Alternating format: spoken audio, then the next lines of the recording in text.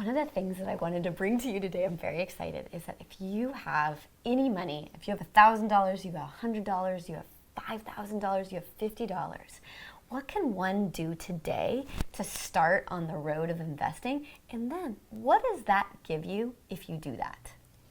Awesome. Well, I love the way I think about it is like every dollar you invest, every penny you invest, it's like planting a money seed that can turn into this beautiful tree that gives you delicious organic fruit for the rest of your life, right?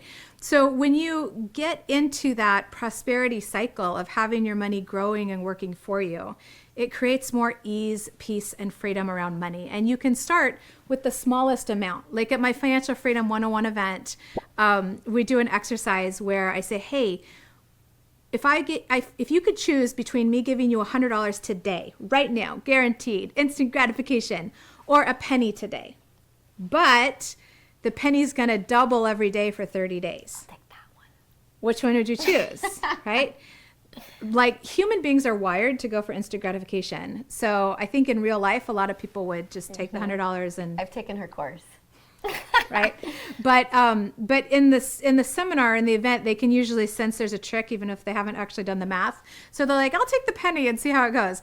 And at first it's not very exciting. Like you get 1 cent and then 2 cents, 4 cents, 8 cents, 16 cents, 32 cents. You're like, maybe I should have just taken the $100, 64 cents. Right.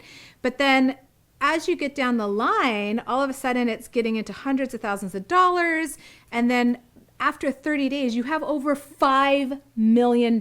So just one little penny, one little money seed, doubling every day for 30 days turns into over $5 million. And that is the mind-blowing power of compound interest. So get that on your side today. Now.